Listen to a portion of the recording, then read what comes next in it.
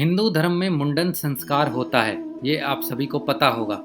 और आपको तो पता ही है कि बच्चे के जन्म से लेकर उसकी मृत्यु तक कई धर्म का पालन करना पड़ता है और इन सभी संस्कारों में ही आपकी भारतीय परंपरा छिपी होती है। इन सभी परंपराओं में ही हिंदू धर्म की यह परंपरा है जिसे आप मुंडन संस्कार का नाम देते हैं।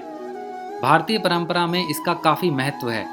भारतीय परंपरा के अनुसार छोटे बच्चों का हिंदू धर्म में मुंडन संस्कार किया जाता है। इसके अलावा जब किसी की मौत होती है तो भी लोग मुंडन कराते हैं।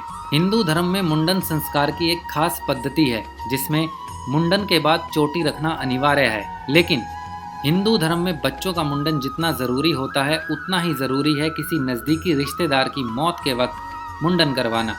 हालांकि बहुत से लोग सिर्फ इसलिए मुंडन करवाते हैं क्योंकि वो बचपन में अपने घरों में ऐसा देखते आए हैं, इसलिए लोग महज इसे एक आध्यात्मिक परंपरा समझकर मुंडन संस्कार कराते हैं।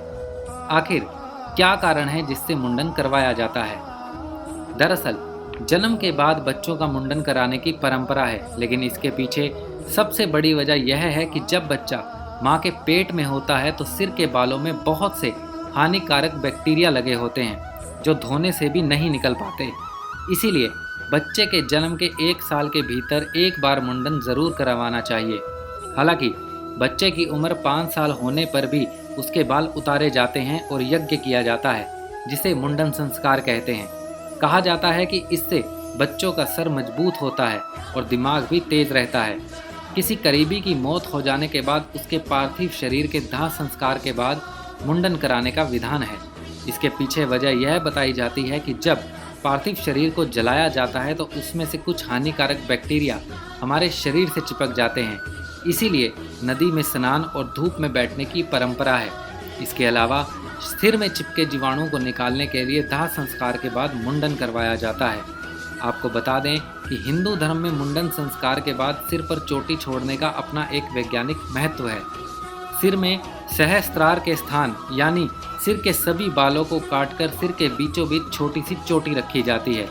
कहा जाता है कि यह मस्तिष्क का केंद्र है और विज्ञान के अनुसार यह शरीर के अंगों, बुद्धि और मन को नियंत्रण करने का स्थान भी है।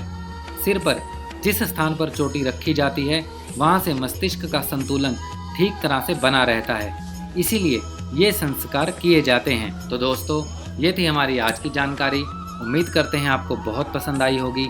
अगर यह वीडियो आपको पसंद आई है तो प्लीज़ इसे लाइक कीजिए, शेयर कीजिए, हमारे चैनल को सब्सक्राइब कीजिए और अपने सुझाव हमें कमेंट बॉक्स में भेजिए। धन्यवाद।